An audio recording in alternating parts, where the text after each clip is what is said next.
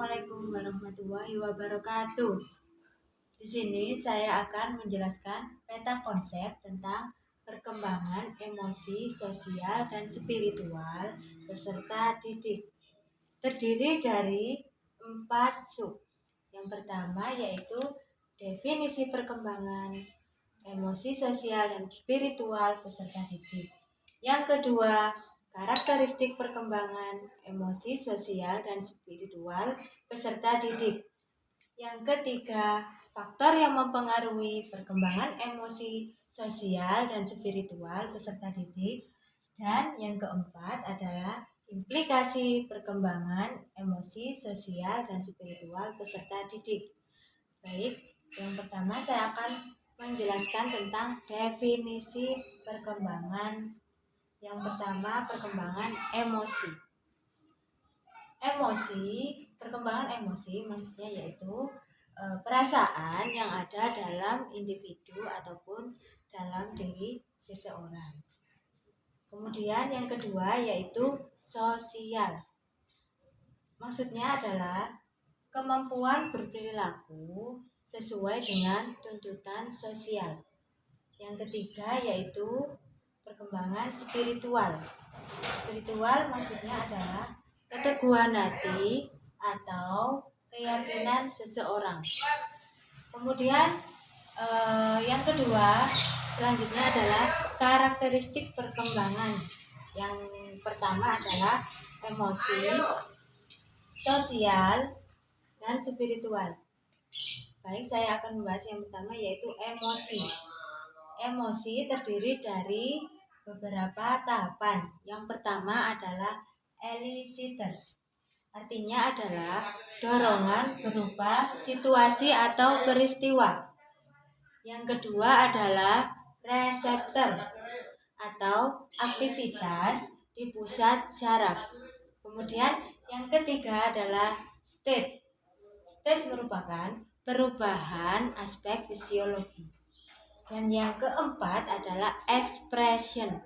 Expression yaitu perubahan yang diamati seperti perubahan wajah, perubahan perilaku.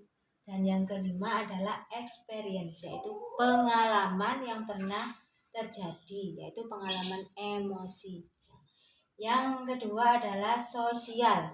Sosial terdiri dari beberapa tahapan. Yang pertama yaitu trust versus mistrust. Terjadi pada masa anak usia 0 sampai 1 tahun. Di mana anak memiliki rasa kepercayaan diri. Yang kedua adalah autonomy shame. Autonomy versus shame. Terjadi pada masa anak usia 2 sampai 3 tahun. Di sini anak mulai mengalami pemberontakan atau masa di mana mulai anak itu nakal-nakalnya. Kemudian yang ketiga adalah inisiatif versus will. Terjadi pada masa usia 4 sampai 5 tahun. Di sini anak ingin selalu bertanya dalam segala hal. Yang selanjutnya adalah industri versus inferiority. Terjadi pada anak usia 6 sampai 11 tahun. Di sini anak lebih mandiri, artinya bisa mengerjakan tugas sendiri. Kemudian ego identity versus role on fusion. Terjadi pada usia 12 sampai 18 atau 20 tahun. Artinya di sini anak sudah bisa mencari identitas diri. Dan selanjutnya intimacy versus isolation. Terjadi pada anak usia 8 sampai 19 tahun atau sampai 30 tahun. Di sini perkembangan yang terjadi yaitu anak ingin menjalin hubungan intim seperti ingin berumah tangga. Kemudian generation versus stagnation, usia 30 sampai 60 tahun, di mana di sini sudah memiliki rasa kepedulian terhadap sesama. Dan yang terakhir yaitu ego integrity versus putus asa. Nah, di atas 60 tahun. Di sini sudah yang namanya mengalami pengembangan integritas. Selanjutnya adalah yang ketiga, spiritual ya. Perkembangan spiritual. Tahapannya yang pertama, tahap prima faith, yaitu usia 0 sampai 2 tahun. Di sini anak sudah mengalami atau memiliki rasa kepercayaan diri. Kemudian yang kedua, tahap intuitif projektif, usia yang terjadi yaitu usia 2 sampai 7 tahun. Di sini anak memiliki sifat peniru. Peniru ya. Yang ketiga adalah tahap mythic fight.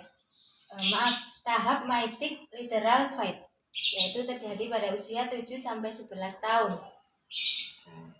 Di sini anak sudah bisa mengambil makna dari tradisi masyarakat sekitar. Kemudian yang keempat adalah tahap sintetik unconventional fight, terjadi pada anak masa usia 12 sampai akhir masa remaja. Ya. Di sini anak memiliki kesadaran terhadap simbol-simbol. Kemudian simbol keagamaan ya maksudnya. Nah, kemudian yang selanjutnya yaitu tahap individuatif reflektif fight, atau terjadi pada masa usia 19 tahun sampai masa dewasa awal. Artinya di sini anak memiliki kepercayaan dan tanggung jawab. Selanjutnya tahap conjunctive fight ya. Terjadi pada usia 30 tahun sampai dewasa akhir. Di sini sudah mulai muncul perasaan integrasi ya terhadap simbol-simbol ritual agama. Dan yang terakhir, universalizing fight, yaitu terjadi pada masa usia lanjut ya. Di sini kepercayaan ya mencapai perasaannya kepada ketuhanan. Selanjutnya yaitu faktor yang mempengaruhi, ada 3, yaitu faktor emosi, sosial, dan spiritual. Yang pertama emosi, yaitu dipengaruhi oleh keadaan individu sendiri. Maksudnya biasanya yang mempengaruhi itu misalnya usia, keadaan fisik, dan intelijensi. Selanjutnya adalah konflik yang berkembang ya, konflik dalam perkembangan ya, konflik yang terjadi dalam emosi individu. Kemudian faktor lingkungan bisa terjadi dari keluarga, tempat tinggal, ataupun sekolah. Selanjutnya adalah yang sosial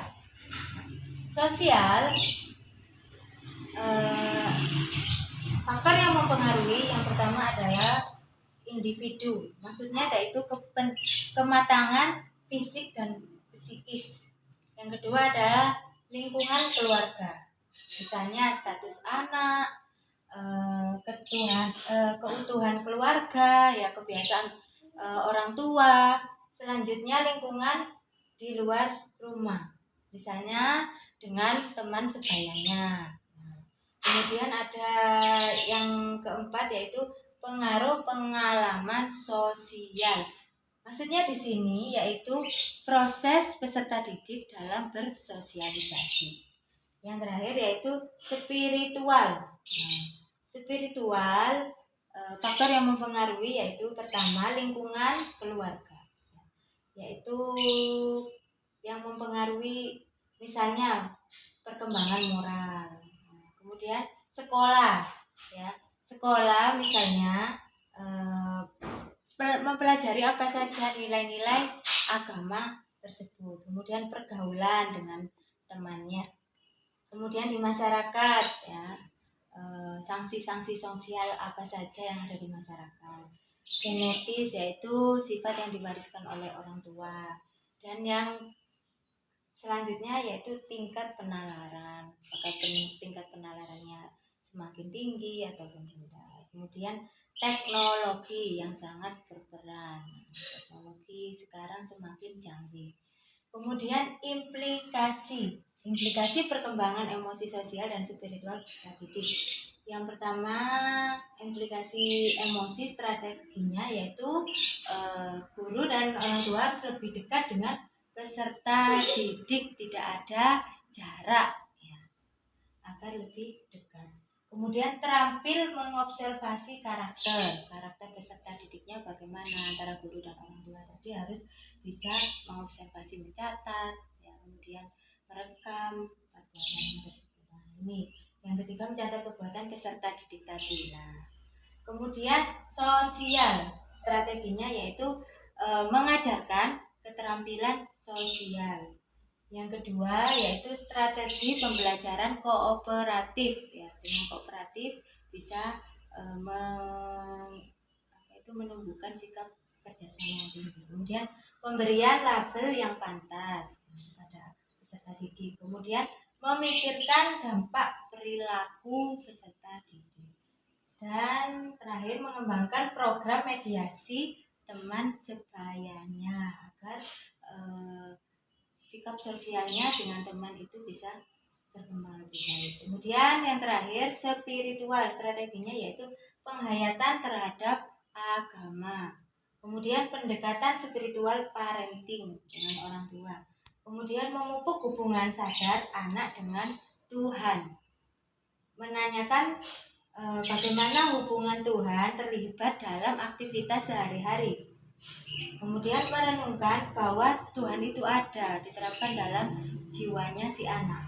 Kemudian materi menyentuh permasalahan agama, menanamkan nilai-nilai Islam. Sekian penjelasan tentang peta konsep perkembangan emosi sosial dan spiritual peserta didik. Saya Eri. Wassalamualaikum warahmatullahi wabarakatuh.